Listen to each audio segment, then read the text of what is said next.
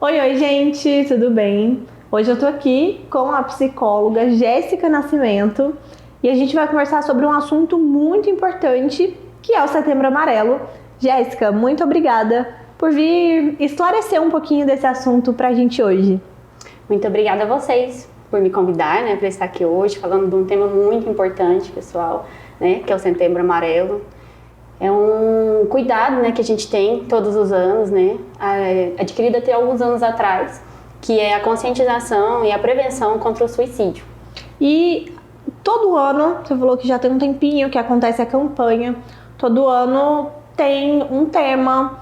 Esse ano, qual que é o tema, qual que é a novidade desse ano? Então, esse ano é o tema Se Precisar Eu Peço Ajuda. Todos os anos a gente tem um tema diferente, E este ano a gente foi focado nisso. Por quê?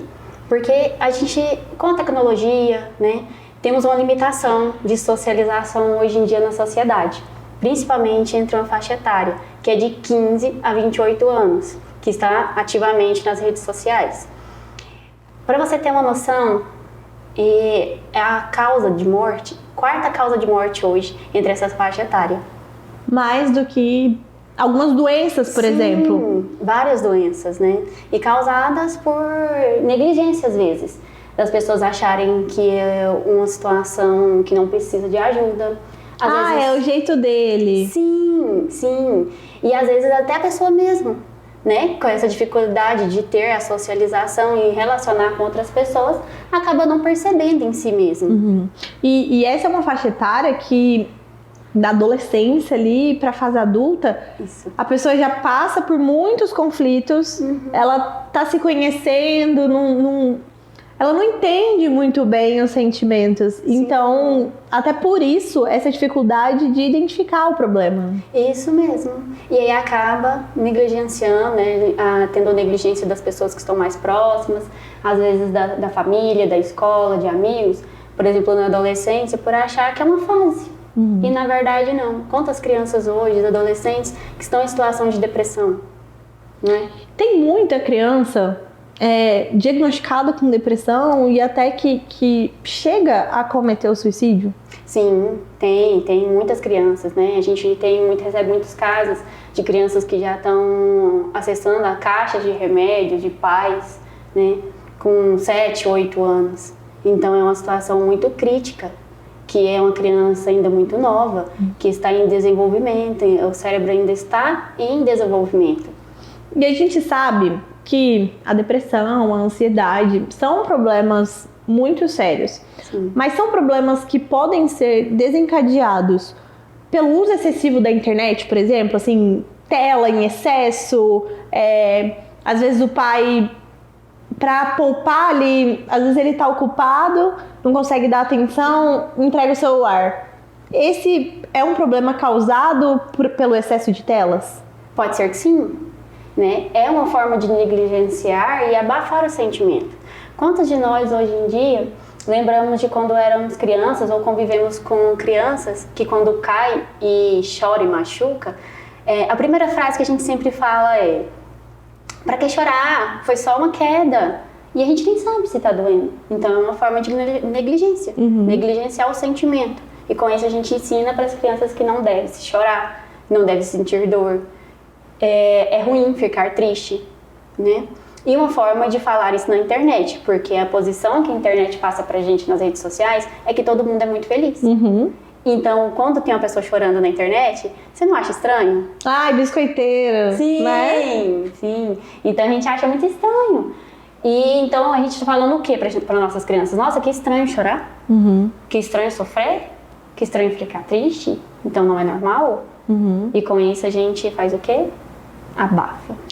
E a internet, eu tô me lembrando de um caso aqui, de uma criança, se eu não me engano, ele tava da fase de criança para adolescência, eu não vou lembrar a idade dele certinho. E recebeu alguns comentários na internet, assim, porque a internet ela é muito maldosa, né? Sim. As pessoas se escondem atrás da internet acha que é uma terra sem lei, e aí ali elas aproveitam para fazer comentários de todo tipo.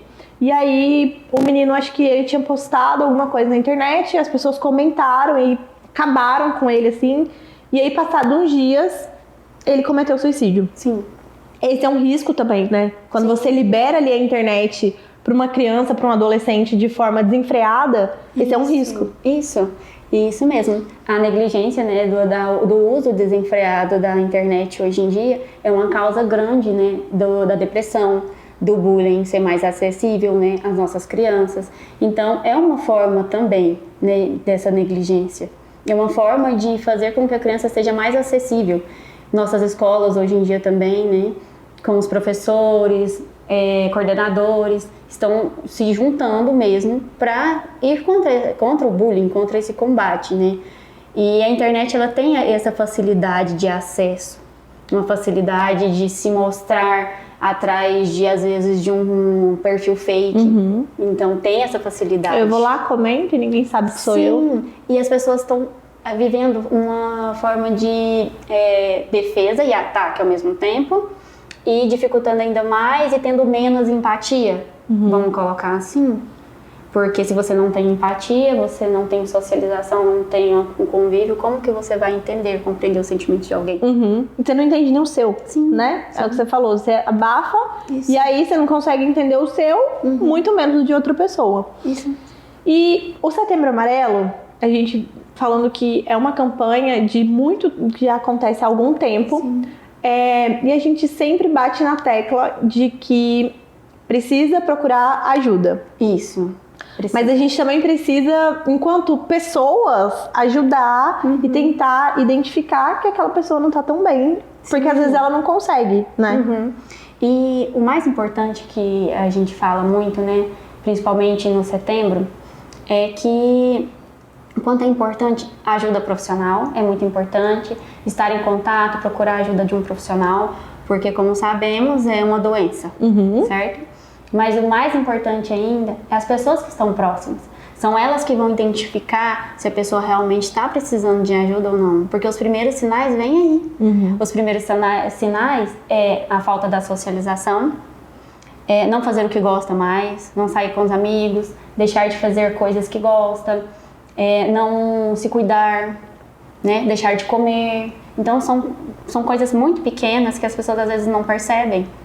E a depressão, a ansiedade, a síndrome do pânico, elas podem aparecer também com sintomas físicos, né? Não só emocionais. Às vezes a gente acha que a pessoa tá ali com alguma doença física, mas é um resultado de um problema mental, emocional. Isso, sim, isso mesmo.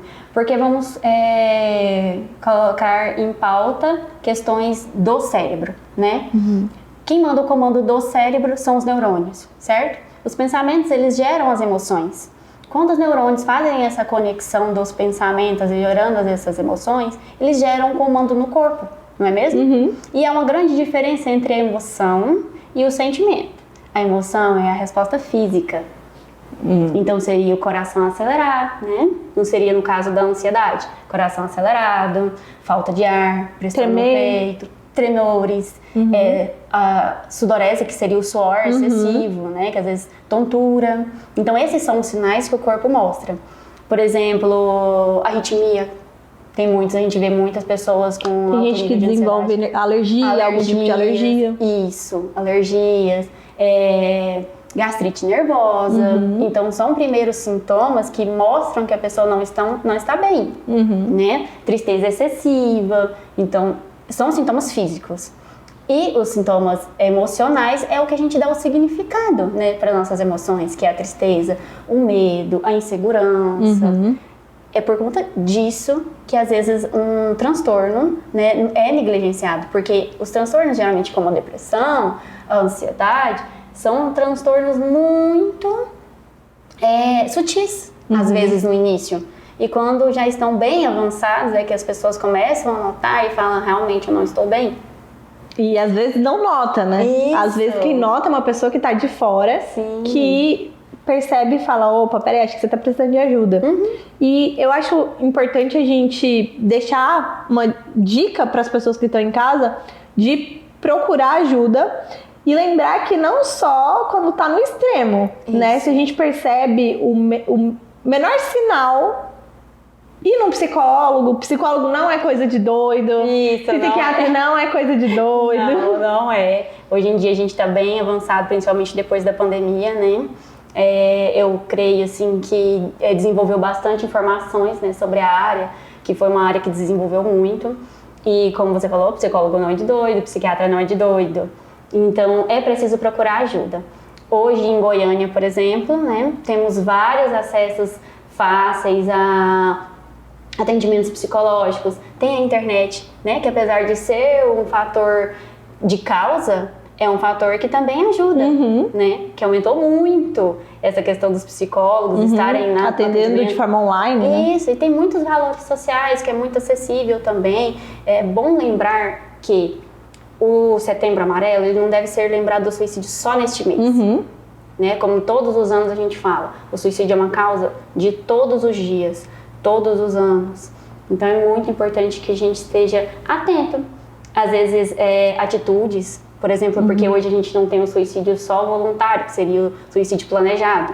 Temos o suicídio que é um suicídio passivo, que a pessoa dá sinais muito sutis. Então, por exemplo, eu quero sumir. É uma das frases muito utilizadas.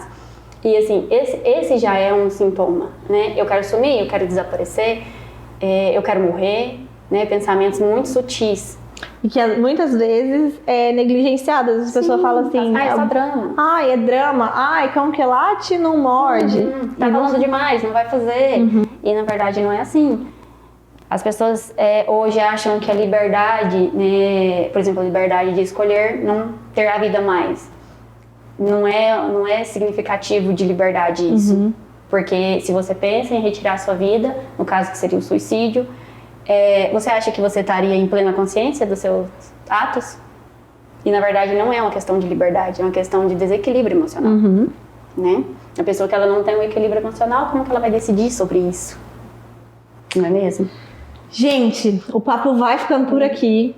Eu agradeço muito pela conversa, pelas dicas super importantes de lembrar que tem acesso a psicólogos de forma gratuita em Goiânia, que tem de forma online, mais acessível. Eu acho que isso é muito importante, as pessoas terem consciência de que elas podem procurar ajuda, né? Isso.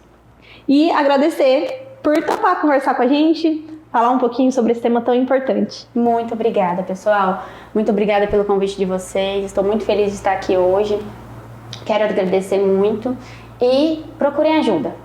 Procurem ajuda. Percebam entre vocês se tem alguma pessoa que tem algum sintoma que a gente conversou aqui, né, que é muito importante. Muito obrigada. É isso. Eu espero que vocês tenham gostado. Até a próxima. Tchau, tchau.